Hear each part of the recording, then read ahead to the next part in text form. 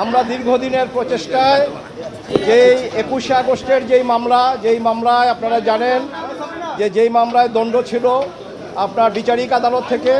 High court ডিভিশনে দীর্ঘদিন পর সেই মামলা থেকে সমস্ত আসামিদেরকে খালাস দেওয়া হয়। সেই খালাসের আদেশের বিরুদ্ধে রাষ্ট্রপক্ষ লিভ টু আপিল ফাইল করে এবং আমাদের সর্বোচ্চ আদালত অ্যাপেলেট ডিভিশন লিভ মঞ্জুর করার পরে যে আপিল হয় সেই আপিল আমরা দীর্ঘদিন শুনানি করেছি এবং আমি কৃতজ্ঞ চিত্তে মাননীয় আদালতের কাছে আমি আমার কৃতজ্ঞতা আমি এক্সপ্রেস করছি যে আমরা দীর্ঘ প্রচেষ্টায় আমাদের মধ্যে যা ছিল কিন্তু সেটা আজকে দূরীভূত হয়েছে। আমি বলবো আল্লাহ রাব্বুল আলামিনের কাছে শুকরিয়া এবং আজকে আপিল সরকার রাষ্ট্র কর্তৃক আনিত সমস্ত আপিল এবং যে সমস্ত পিটিশন ছিল সবগুলো ডিসমিস হয়েছে, অর্থাৎ হাইকোর্ট বিভাগের যেই রায় খালাসের যে রায় সেটা বহাল আছে। কাজেই আমি বলবো যে আমি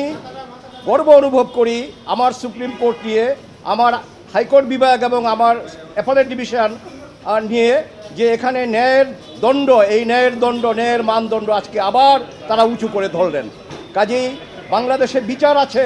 আইনের বিচার আছে, আইনের শাসন আছে, এটা আবার প্রমাণিত হলো। আর এই মামলা সঠিকভাবে তদন্ত করে নাই বলে হাইকোর্ট বিভাগ যে অবজারভেশন দিয়েছিল নতুন করে আবার পুনঃতদন্তের, সেটা আজকে আমরা শর্ট অর্ডারে মাননীয় প্রধান বিচারপতি মহোদয় যেটা পড়ে শোনালেন, আমরা যেটুকু অনুধাবন করতে পেরেছি যে এটা রাষ্ট্রের কাজ, এটা বিচার বিভাগের কাজ না, ঠিকই, কারণ এটুকু এক্সপান্স করা হয়েছে। আর নন অ্যাপিলিং অ্যাকিউজড অর্থাৎ জনাব তারেক রহমান সাহেব এবং আপনার অন্যান্য যারা ছিলেন তারা যারা আপিল করতে পারেননি এবং যারা দেশে উপস্থিত ছিলেন না, তাদের বেলায়ও সেই খালাসের আদেশ যেটা হাইকোর্ট বলেছিলেন যে এই খালাসের আদেশ তাদের বেলা প্রযোজ্য হবে, এটাও আজকে আমাদের অ্যাপেলেট ডিভিশন থেকে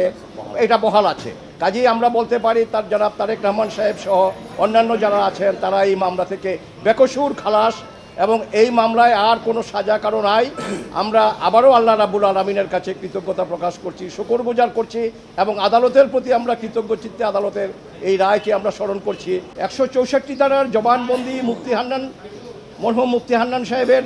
জবানবন্দির উপরে এই টোটাল মামলাটা ছিল, কিন্তু আজকে মাননীয় প্রধান বিচারপতি যখন রায় পড়ে শোনালেন সেখানে উনি বলেছেন যে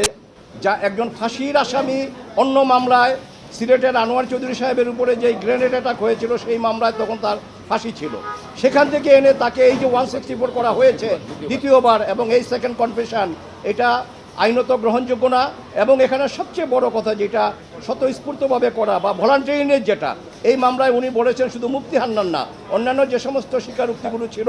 এগুলো একটাও ভিতরেও ওনারা ভলান্টারিনেস খুঁজে পান নাই, অর্থাৎ এগুলো স্বেচ্ছায় তারা করেননি। কাজে স্বেচ্ছায় যদি না করে তাহলে সেই স্বীকারোক্তির কোনো মূল্য নাই। কাজেই এই মামলায় শুধু আসামিদের খালাস হয়নি, আজকে একটা নতুন ধারা যোগ হয়েছে যে ন্যায় বিচারের ক্ষেত্রে আমাদের উচ্চ আদালত কতটা সজাগ পুঙ্খানুপুঙ্খরূপে, সেখানে